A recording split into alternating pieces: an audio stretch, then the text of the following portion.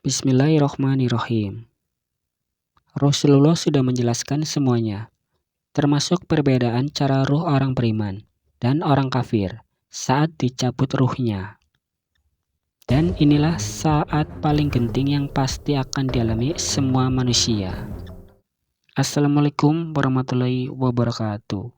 Sahabat beriman yang dimuliakan Allah Subhanahu wa Ta'ala, ada satu momen dalam hidup kita yang tidak bisa kita hindari, tidak bisa diundur, dan tidak bisa dinegosiasi, yaitu saat roh dicabut dari tubuh.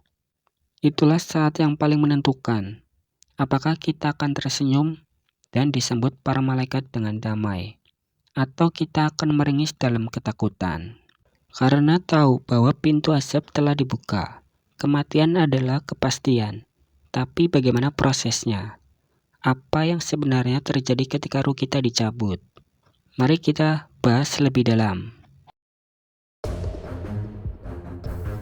Diabadikan dalam Quran Surah Al-Jumu'ah ayat 8. Allah Subhanahu wa Ta'ala berfirman, "Katakanlah, sesungguhnya kematian yang kamu lari daripadanya, ia pasti menemui kamu. Kemudian kamu akan dikembalikan kepada Allah, yang mengetahui yang gaib dan yang nyata. Lalu Dia beritakan kepadamu apa yang telah kamu kerjakan." Quran Surah Al-Jumu'ah ayat 8. Kematian bukanlah akhir, tapi awal perjalanan panjang ke akhirat. Prosesnya dimulai dari satu titik, yaitu pencabutan roh. Dalam hadis riwayat Al-Bara bin Azib, Rasulullah menjelaskan, ketika seorang hamba akan meninggal, maka datanglah malaikat maut dan para malaikat pembantu yang lain. Mereka berdiri di hadapan orang itu. Jika dia orang beriman, maka wajah malaikat-malaikat itu putih bercahaya dan membawa kafan dari surga. Jika dia kafir atau durhaka, maka malaikat yang datang wajahnya gelap dan menakutkan, membawa kain dari neraka. Perbedaan saat ruh dicabut.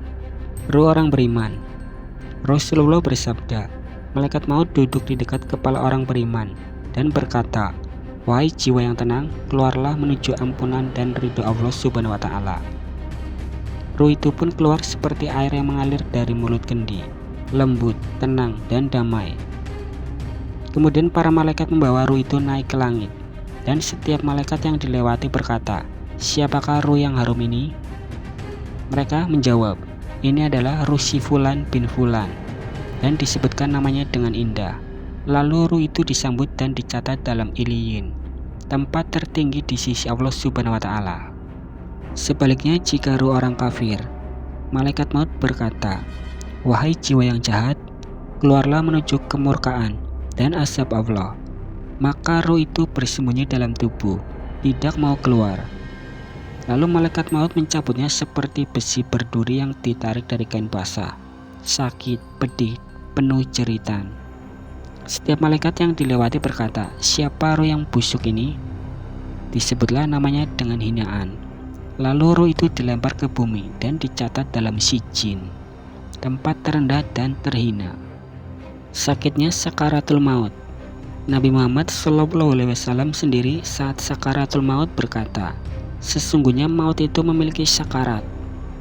Bayangkan, manusia paling mulia saja merasakan beratnya kematian.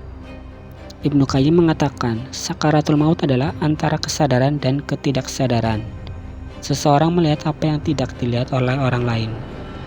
Ia melihat malaikat, melihat tempat kembalinya, dan merasa ruhnya tercabut sedikit demi sedikit. Saat ruh dicabut, seseorang bisa melihat malaikat maut. Ia bisa melihat dunia dan akhirat bersamaan. Diabadikan dalam Quran Surah Qaf ayat 22.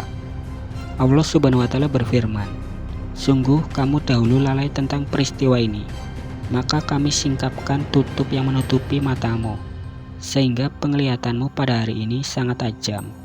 Quran Surah Qaf ayat 22.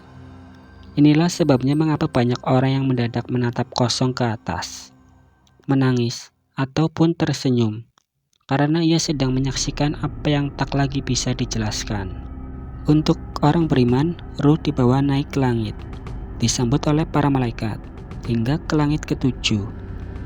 Allah Subhanahu wa Ta'ala berkata, "Catatlah kitab hambaku di Iliyin, kemudian kembalikan ia ke bumi." Sedangkan untuk orang durhaka, langit tidak menerima ruhnya, pintu langit tertutup. Diabadikan dalam Quran surah Al-A'raf ayat 40. Sesungguhnya orang-orang yang mendustakan ayat-ayat kami dan menyombongkan diri terhadapnya, tidak akan dibukakan pintu-pintu langit bagi mereka, dan mereka tidak akan masuk surga sebelum unta masuk ke dalam lubang jarum. Demikianlah kami memberi balasan kepada orang-orang yang berbuat jahat. Quran surah Al-A'raf ayat 40. Setelah ruh dikembalikan, proses fitnah kubur dimulai. Dua malaikat, Munkar dan Nakir, datang bertanya, "Siapa Tuhanmu? Apa agamamu? Siapa nabimu?" Bagi orang yang beriman, jawabannya pasti lancar. Kuburannya diluaskan sejauh mata memandang. Ia mendapat tidur yang nyaman dari Allah Subhanahu wa Ta'ala. Akan tetapi bagi yang durhaka, lidahnya keluh, kuburannya sempit dan gelap. Azab pun dimulai.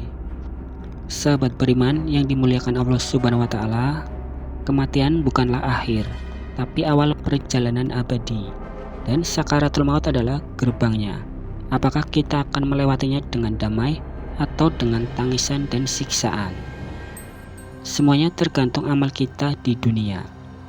Maka dari itu, mulai sekarang jangan anggap remeh amal kecil, jangan menunda taubat, karena saat ruh mulai dicabut, kita tidak akan sempat menyesal.